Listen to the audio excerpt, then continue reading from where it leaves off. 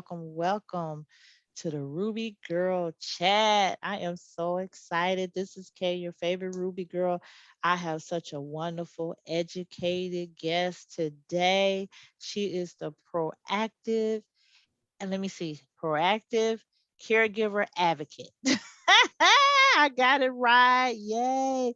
So, hello, Dr. Cynthia. How are you doing this evening? Ruby girl, I'm doing Hey. well. I'm doing well. It is good to see you. You're looking mighty good. I'm not looking as mighty good as you, honey. Well, that I could am. be a matter of opinion. You look awesome because you are awesome, and I thank you so much for coming on the Ruby Girl Chat. Hey, everybody, how you doing? Thank you for tuning in this evening. We have a wonderful talk about caregiving. Yes, and it's a lot of people out here now that need a caregiver, somebody that has caregiving skills. So we want to talk about it. We want to talk about what caregivers go through, what it takes to be a great caregiver. And we're just going to tap into Dr. Cynthia's knowledge tonight because she is a knowledgeable woman. She's a nurse. She's a motivational speaker. She was on the Sean Fair tour. So she is now an international speaker if she wasn't before. And she is just amazing. She is just awesome. And she took the time tonight, everybody, to come sit down and chat and share her information. So, Dr. Cynthia, I want you to go on my page and you should be able to see our video now. And I want you to share it to your page. Just go ahead, hit that share button and share it to your page so that your audience can also watch right along with us. So while you do that, I'm going to go into my Ruby Girl spiel. So I am Karen Dodd. I am the owner of His Designs LLC. My brand is Ruby Girl. Ruby Girl comes from Proverbs 31 and 10. Who can find a virtuous woman, for her price is far above the price of a ruby?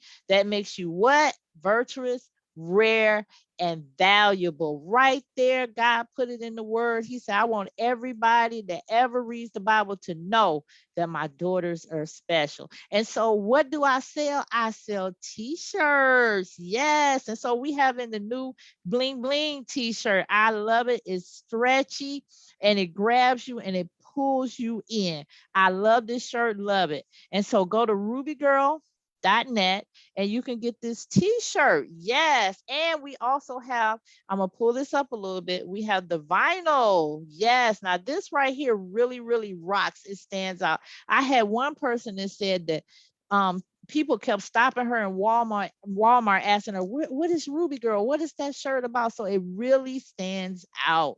So Dr. Cynthia, are you ready for our chat? Are you ready to introduce yourself to the world? I am. I am. I'm very ready to let everyone know that I love people and I love caregiving. That's been my journey for the past 20 years is where I spent doing that. But I wanted to let everyone know that it is a journey of duty and honor. I'm Dr. Cynthia J Hickman, born and raised in Toledo, Ohio. I am the daughter of four. My mother and father had four of us. We were the teacher's kids. My mother was a teacher. We were called the TK kids. We were also called the alphabet kids. My dad named us in alphabetical order, A, B, C, and D. Anita, Brenda, Cynthia, and Diana. And of course, Cynthia is the cutest. Okay. And so raised in Toledo, Ohio. And so I landed in Texas for my job as a cardiovascular nurse when I left Ohio. And my mother remained in Toledo, Ohio. And at the age of 77, we noticed that it was time for her to make a change because she lived in a house that had basements. The washer Mhm. and dryer was in the basement. The hot water heater was in the basement. And she would journey down those stairs to deal with all that. And so it was time. My dad died when I was 11. So my mother raised all four of us on her own. Mm. So my caregiving journey started as a nurse here in Texas. And at some point, we saw mother needed to move out of the house because she was getting older and the basement stairs was a concern. So it was Mhm. very time for her to leave. So Mm. she made her way to Texas. And if you think about it, when someone's been in one location for 50 years, that is a huge transition. But my mom did it with grace and dignity. She realized that being by herself was not really a good idea. So Mm. she came to Texas, and then that started the caregiving journey. But in the beginning, it was a journey of watching her because she came, she was still able to drive. She went to a senior citizen center, found her boyfriend while she was there, and so she was still able to do quite a bit on her own, and grocery shopping. But we monitored her, my husband and I, from afar. As long as she was safe and doing her thing, we let her be. So Mhm. the journey started with just watching her, having someone in your house at 77. And anytime you have someone in your house that's a new experience, you already have Yeah. this heightened awareness Mhm. to pay attention. Okay. Wow. So Dr. Cynthia is beginning to tell us about her journey as a caregiver. It started with her mom. And a lot of you might know as your parents get older, things change for your parents. You get Mhm. concerns about them, they slow down. You might have to take their license, their keys from them because they're not able to drive. And they fight you all the way, a lot of them. They don't want to give up their independence. And it's understandable because Mhm. no one really wants to depend on somebody else for their care. So, Dr. Cynthia, as you were sharing your story, you talked about you were a caregiver for your mom, and it was for quite a few years. How long was you a caregiver for your mom? Right. I was a caregiver for my mom for 20 years. Okay. She came to us at 77 and Mhm. she passed in 2017 at the age of 97. And so that journey was very interesting, difficult at times, grateful at times. Mhm. But it is a journey that takes a mindset of realizing that taking care of someone is not a afterthought. It's a constant thought. The reality of knowing that someone needs your help, Mhm. it's a constant mindset that you really have to always consider. And by doing that, what it does is take you away from yourself. And that's why a lot of times you hear caregivers that Mhm. become stressed, burnout, sad, then you see abuse sometimes with older adults because the person who's caring have not obtained the right type of tools to Mhm. manage certain situations. And again, if they have certain diagnoses that create something that you're not aware of, Alzheimer's is a good one, dementia is a good one. Oh When the yeah. when the when the family member acts out sometime, no fault of their own, but it can create for the caregiver a problem because you don't know how to manufacture that. So I always like to say to people, and I ask the question, what do you really know about caregiving? And that Mhm. starts a conversation for someone to start thinking about what might they need to think about.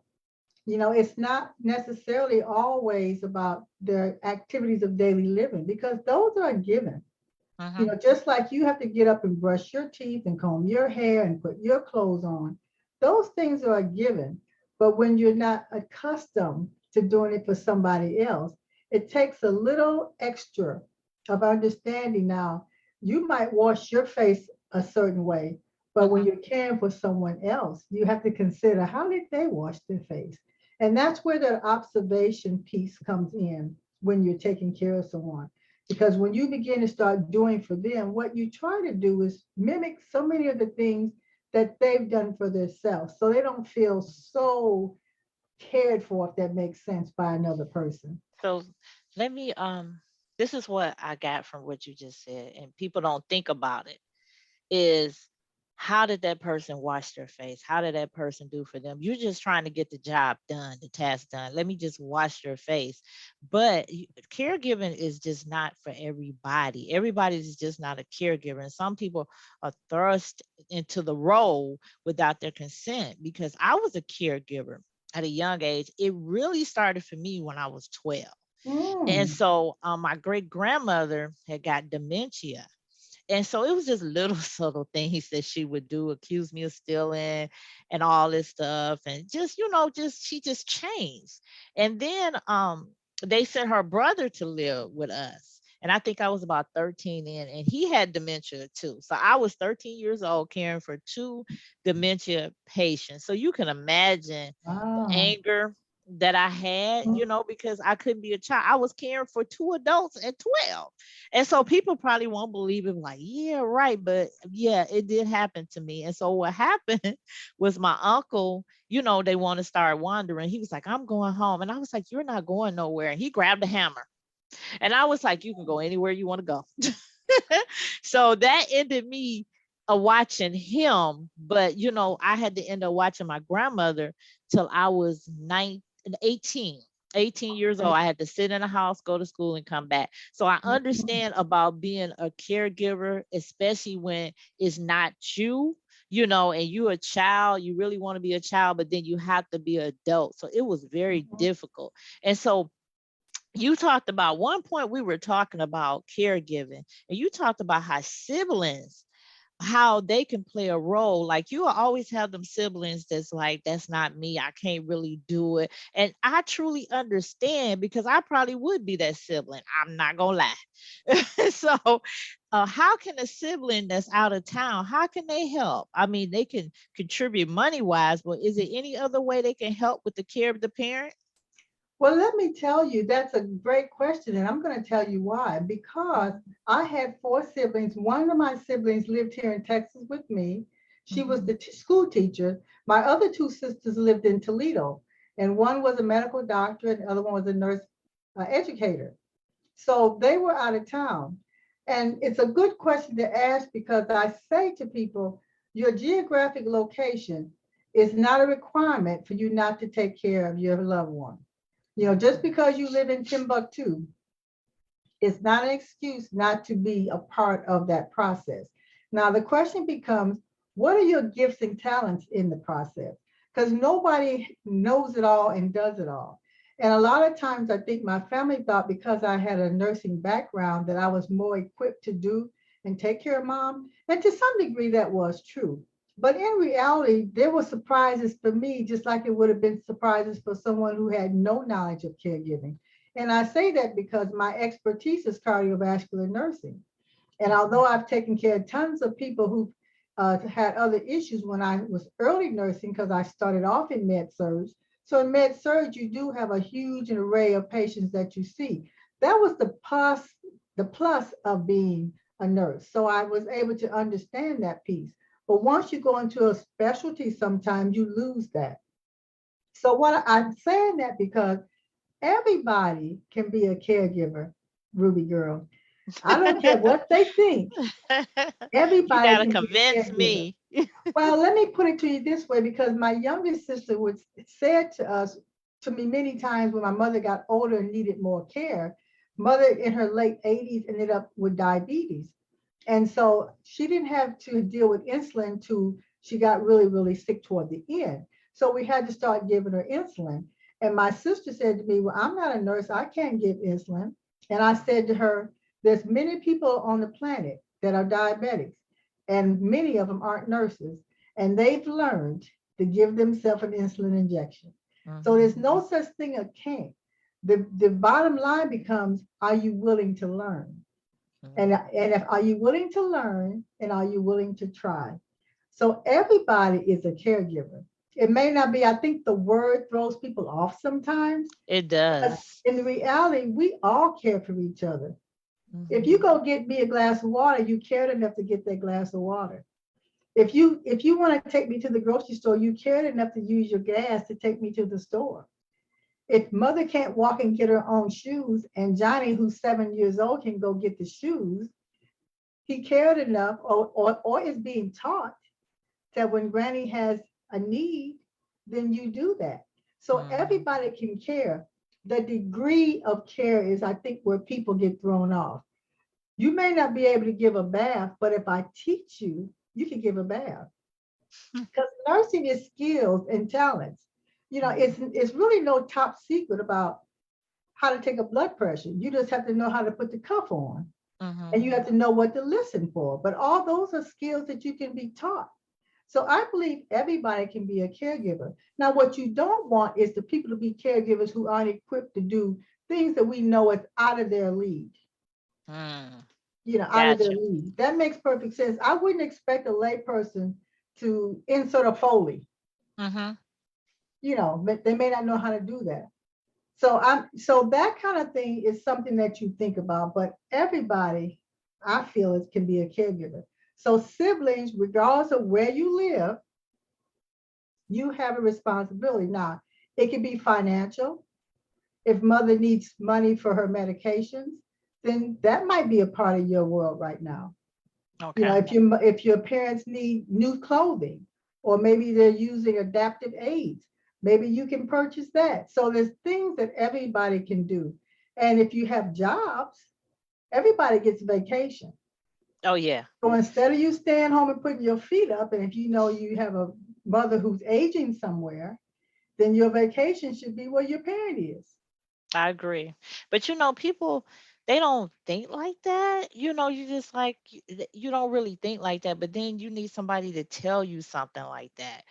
Just like some people be on a job and they can think through a job, and then you have that person that you have to tell them almost every step because their mind just don't Mhm. work like that.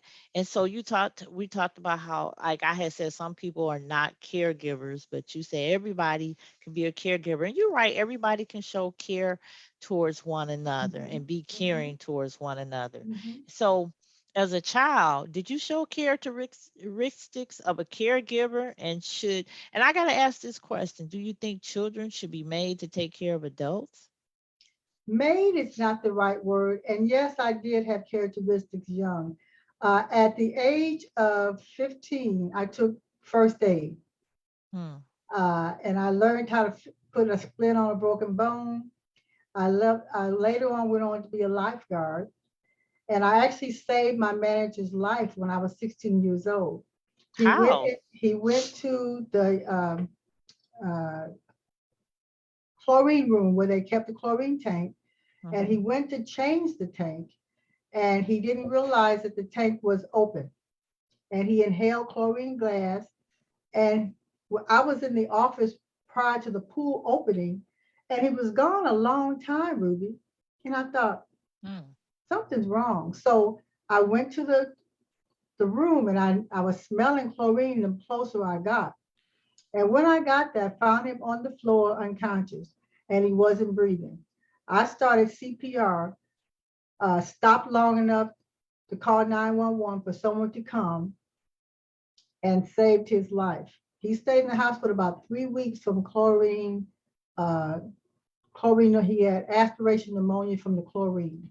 Oh, So wow. that was the first thought. That was the first time I realized that CPR worked. Hmm.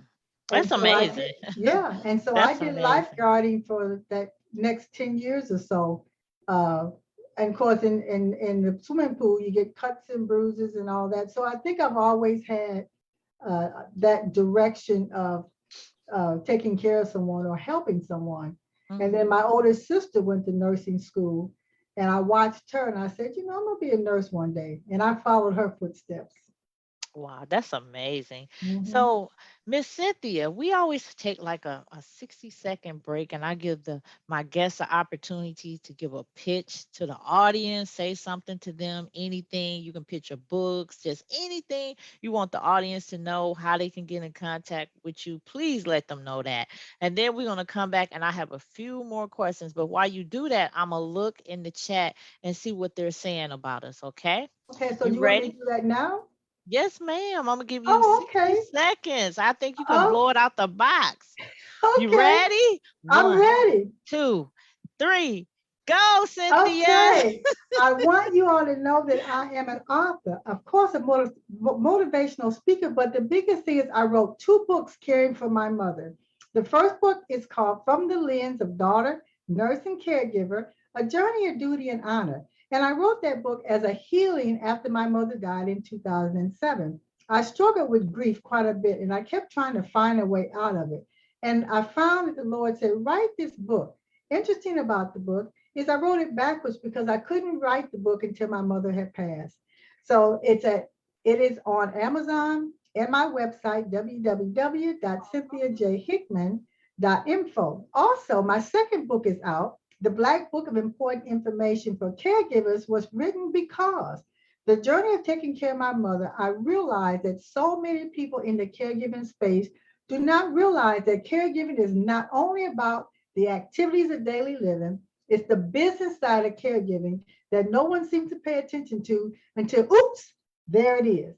So the Black Book is there to help you understand the business side of caregiving that we all have to deal with. Because believe it or not, none of us are going to get out of here alive.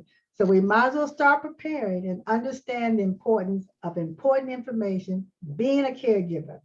www.cynthiajhickman.info. Girl, you rocked it. You rocked it. I knew it. 10 points for Cynthia. 10 points. Hey, girl. But I love it that you written 2 books. And so we have some questions for you, okay? Okay. So one person said, how can caregivers better balance their lives along with caring for a parent? It starts with, and this is so true, it starts with a plan, Ruby Girl. It starts with the plan. I tell everyone, start with the plan, knowing that your plan may go awry, but if you start with a plan, you have steps in the right direction. If you start in chaos, you will get chaos. So you look at your situation, and everybody's environment is different, and it is based on the type of problems that the person may have that you're caring for, but start with a plan. And believe it or not, the first number one on the plan is you. Mm, Is you. mm. You need to eat, you need to plan. You need to eat and you need to plan.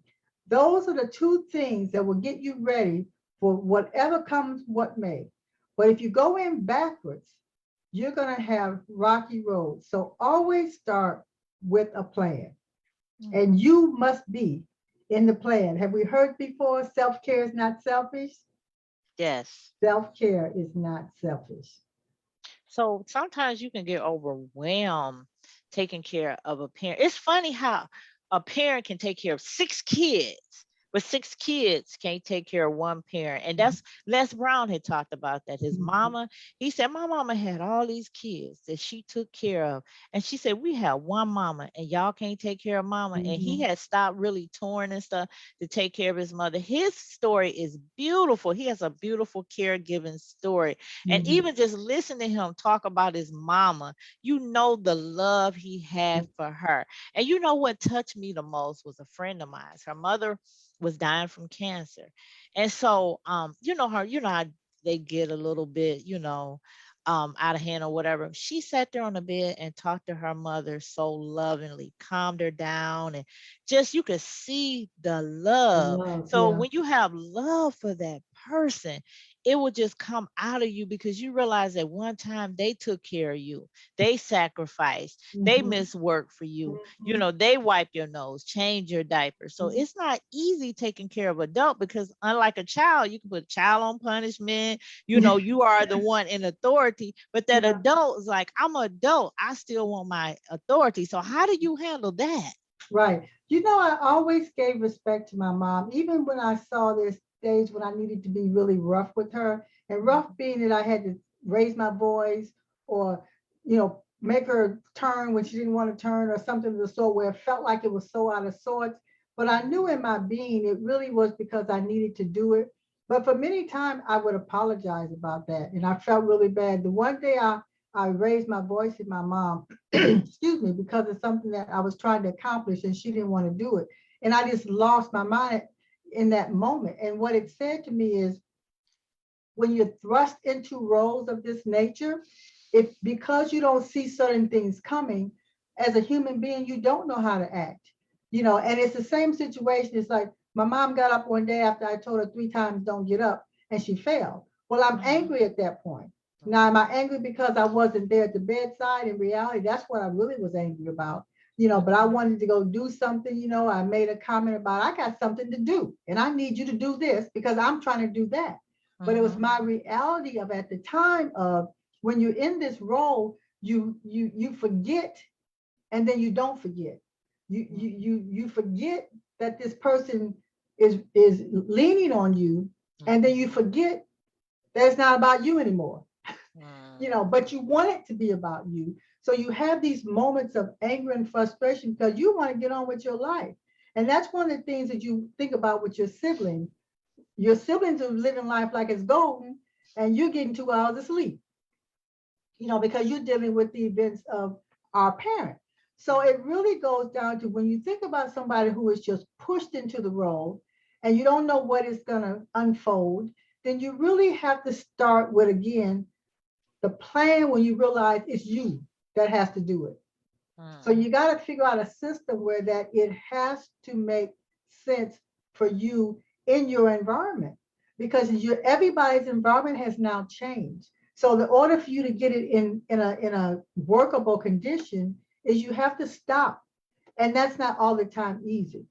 And so when you take on these steps like that of another person's steps, and you're now out of that equation, you have to mentally realize that. And sometimes you have to say it out loud. This is not about me. I'm taking care of someone, and this person relies on me. And so I have to give them my undivided attention. It's a lot. It's a lot taking care of somebody else. It's a sacrifice. I had a coworker. She took care of her mom. Right after her mom passed, she passed because she had neglected herself Herself. so much. And that happens with caregiving. You like push yourself, and you know your body tired. You know you need to go to the doctor, but you're so busy with somebody else's appointment. So I need you to give 3 self-care tips for the caregivers. The first one, as I mentioned earlier, I really want you to take care of yourself, whatever that means. If that means a walk down the street to get out of the house, to get fresh air, to remove yourself from the equation, that's what I want you to do. I think it's very important that take these moments of getting out of that environment. It does make a difference, however long, however short. I used to get in my car and ride around the block. I had nowhere to go. I just wanted to be out of the house and ride around the block. It can change your perspective really nicely. Second, if you like music, turn on some music.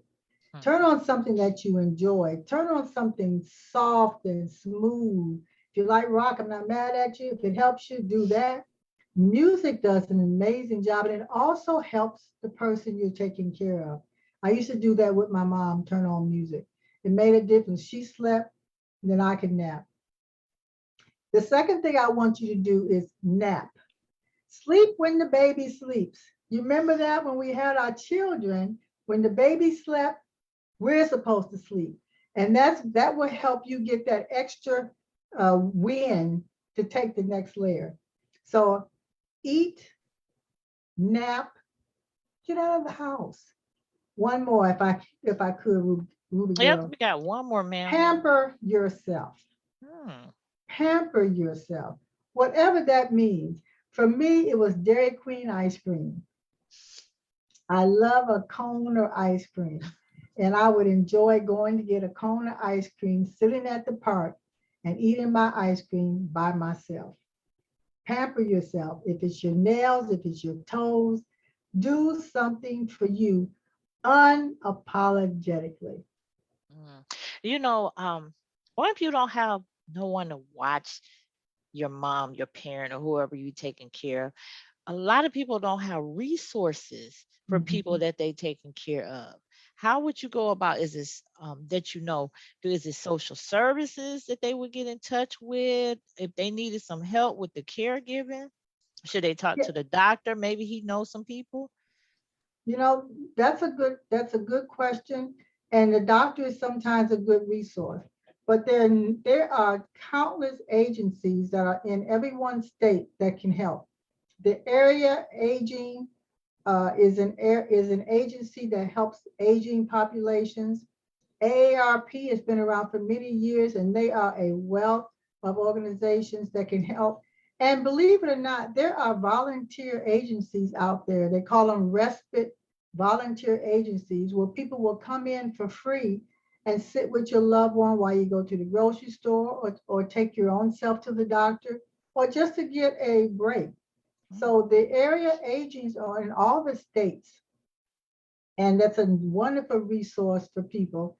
The National Center on Aging has a huge repository of all types of resources to help people.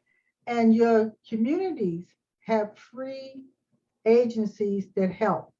They're called respite programs. So if anyone can Google or look up anything that says respite community programs, they're typically volunteers who work in these agencies.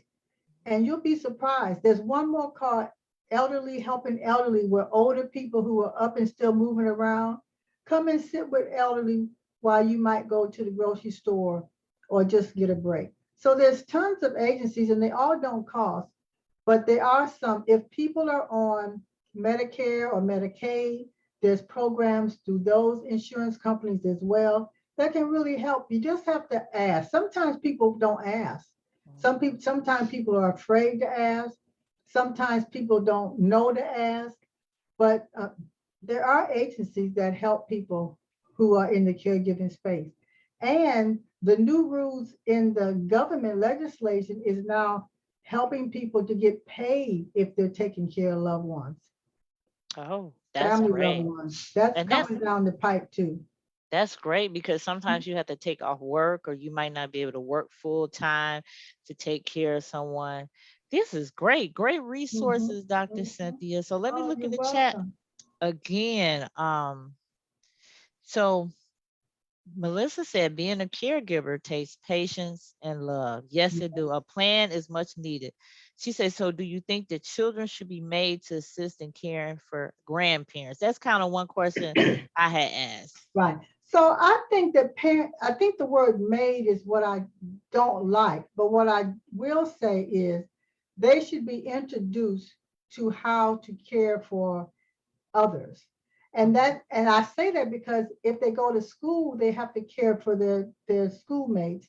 At home, they have to care for their room. And I don't think the word make is a good word, but I think that they need to be introduced to certain things because that helps groom them to see that it's not about them. So if you have someone older in your home, and a lot of generations are living together now, the young children can go get a glass of water, or they can go, make a sandwich if they're old enough. There's things that you can kind of do that leans toward helping someone. And you don't per se use the word caregiving for the child, but let's help someone. And as they get older, we can turn that help and see how you care for them by helping them. And so you start the conversation that makes them seem like this is, it's exciting to see you put Granny's shoes on. It's exciting to see you pick Granny's pin off the floor when she dropped it because you don't want her to bend over. Those are exciting things for children. So you introduce it in that way so it doesn't seem like it's their chore. I think it's a mistake when parents make make the child do something like that. Because keep in mind, it's not their parent per se, but it's their family. And they should want to work in that circle. That was good, Dr. Cynthia. Mhm. Real good. I wish you had been around when I was growing up. I would have brought you in as my advocate Uh-huh. My for not. 6-year-old grandson does. When he Yeah. was 4, he would do things for my mother. When he comes over now, I have a picture in my. You walk down my hallway, there's a picture on the wall for my mom, and he says, "Oh, that's Granny. She's still in heaven, but I took care of her." Oh, And he that's and he beautiful. does, he says that now he's 6, but he remembers the little things he did for my mom at 4. Wow, that's beautiful. You know, it's amazing how just words and the way you approach something, like you can have a child and like you said, make them go in there and I'll get them shoes for your grandmother, or you can say, "Won't you help your grandmother out?" and There go in you there get it. go. You know, it's just Yeah, amazing, just it's how you words, say your it. Yeah, tone, and yeah. how you just form a child's mind, anybody mind. You know, Mhm. like some people say you can say anything, it's how you say It's how it. you say it. Right, Right. right. And And you know, while you're saying things, Miss mhm, Ruby, let me mention this also. While we're Okay. talking about this whole circle of caregiving, we know that caregiving involves the what do you call it? The journey of life. So Hmm. in the midst of all of this, conversations that your children should be having, that you should be having with the people that are in your circle you're caring for, it's about where life is going. When you're Hmm. caring for someone, the other side, I think why the word is sometimes hard because people think of caregiving as getting ready to die, hospice or something, but it's really about how we want to live and how do we want to die.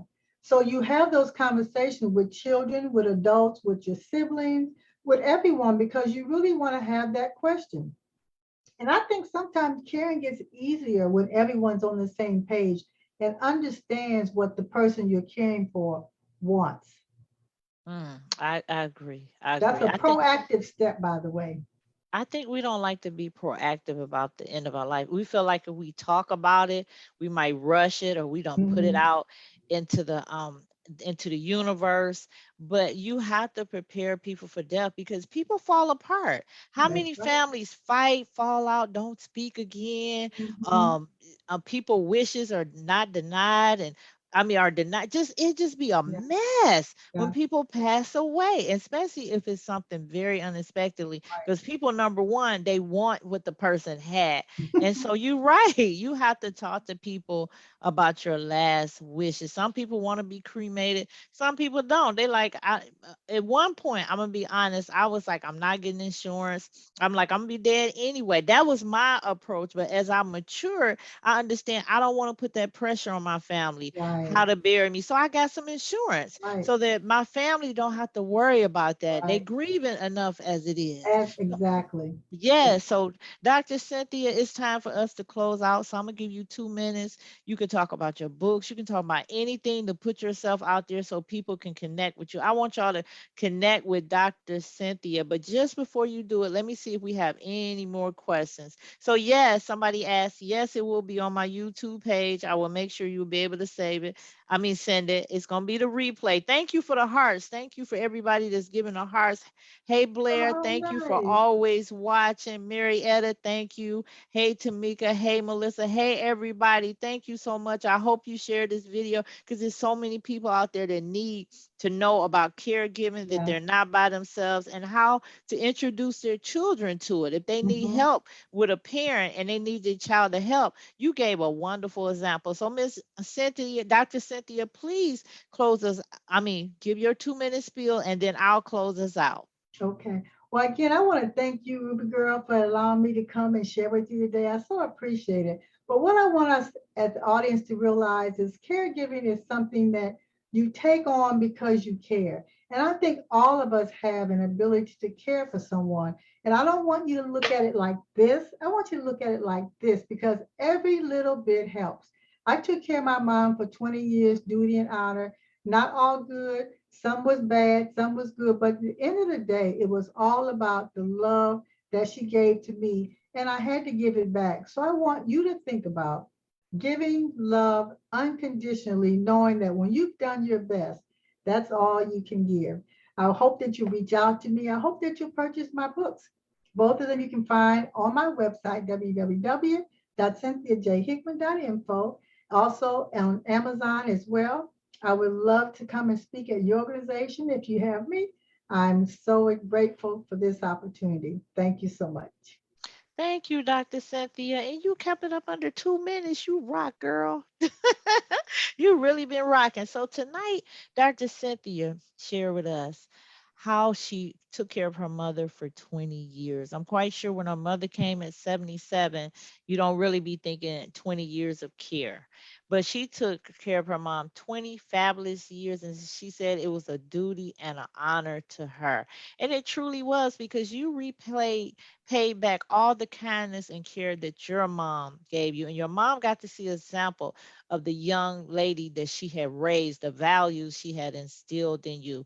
And I am quite sure she is in your cloud of witnesses, keeping an Mhm. eye on you and saying, that's my girl. That's my Dr. Cynthia down there. And so thank you so much because as caregivers, it's hard because you take care of yourself and you're taking care of somebody else. So it's hard because it's unlike a child, you can't leave your parent with everybody else, with Mhm. everybody. You can't send your parent to a daycare or somebody like, oh, I take care of her. Most people don't like to take care of adults. It's just what it is. But you showed us tonight, it's all in our mindset. If you care about somebody, then you want to see them being the best that they can be. And you do it out of love and with love. And God is watching you, and it's honorable because you're honoring your parents, or you Mhm. honor, or you might have to take care of your siblings. So whoever you're taking care of, you are honoring. So she gave you some resources tonight. She said that AARP, she said there's an agency on aging. She said it's community help where people will come in and sit while you go to the store or just get a little time to yourself. And then it's also respite care. Somebody put that in the chat. So it's also respite care. These are resources, some of these resources I never heard of. And so when you're a caregiver, you think there's no help out there for you. But Dr. Cynthia showed you and told you tonight there is help out there for you. And as a sibling, it is also your responsibility, if you live in town or you don't live in town, to take care of your parents. Like she said, when you take a vacation, don't go over to Vegas. You come get your mama. You come sit with your mama and give that person an opportunity for a break. You know, that's your mother too. She took care of you. And like Dr. Cynthia told us, she said everybody can be a caregiver. So I hope tonight that what she told you, if you're a caregiver, she gave you inspiration. She let you know that you are appreciated, whether if that person say thank you or not. We appreciate you for stepping up and doing what nobody else would do. And we know you get tired. We know that some days it's heavy for you, but I pray your strength in the Lord. Take it to the Lord and talk to God about it. And if you get angry, as Dr. Cynthia say, it's okay. It's part of the process because you realize it's not about you anymore. So to those out there that are caregivers, it could be a spouse that you're taking care of. Reach out to Dr. Cynthia. What's your contact information again? Your website? Tell us the name of your book again, so we can go out there and find your books and read them. Two books. The first one, From the Lens of Daughter, Nurse, and Caregiver, A Journey of Duty and Honor. The second book, The Black Book of Important Information for Caregivers. They're both on my website, www.cynthiajhickman.info, and on Amazon and Barnes and Noble. Great, fantastic. All righty. This it for us, y'all. Thank you, everyone that's been watching. Thank you for the hearts. Thank you for the comments, for the questions. I'll be back next week, Tuesday, same time, 8:30 p.m. Eastern Standard Time. Dr. Cynthia know why we're laughing on that one. Eastern Standard Time. Every Tuesday, your favorite Ruby girl is here chatting it up. So if you want to be a guest, don't be afraid. Come on my show. Everybody has a story. You don't have to be an entrepreneur. You can just come on the show and just chat with me. Let me know what you got to say, because everybody got something to say. So I'm here Mhm. to help you promote yourself. If you're an entrepreneur, you need to tap into my market. Come on. I am generous. It's room at the top for everybody. So Everybody. y'all connect with Dr. Cynthia on Facebook. She's like she says she loves people, so she'll accept your friend request. She's not gonna block you. Your friends of mine. So thank you, Dr. Cynthia, for being such a wonderful and awesome Oh, guest. And I hope to have you back in January. In January, I'm gonna ask a lot of people that were my guests to come on. I believe that's my anniversary, official oh, anniversary of my show. 1 year, believe it oh or my not. goodness. I Congratulations. Yes, I started it during the pandemic. I just Oh, wanted people during the pandemic. I wanted people to see beautiful things. I started posting fashions, and oh my God, how could I forget this? I launched my boutique this week. I'm going to launch it. I'm doing it, y'all. So on Friday on rubygirl.net, I'm just going to release the pictures of my clothing so that you can go shop online. But I'm going to shut it down for Saturday, because only the people that's coming in, they're gonna be able to have access to some clothes that's not out there, my jewelry, and they're gonna get a personal shopping experience. So if you want a personal shopping experience where somebody pay attention, they sit down with you and say, "What are you looking for?" Then hey, you need to come to the Ruby Girl Boutique. I just started, so once I find out what my people want, I'll be able to order it, get it in for you, and I'm reasonable. I'm not trying to kill y'all, make y'all pay $80 for a $13 shirt or a $6 shirt. I ain't doing that, y'all. So, all right. Thank you, Dr. Cynthia. Thank you, You're everybody very that's welcome. You're watching. very And welcome. remember, I'm launching Black Friday, the Ruby Girl Boutique. So just keep an eye on me. I'm going to be giving y'all some preview of some of the clothes. I might try to be a model. Y'all pray for your Ooh, I favorite can't Ruby wait for girl. that one. Okay. So, all right, Dr. Cynthia, thank you so much. You're And welcome. everybody have a great and wonderful evening. Bye bye, y'all.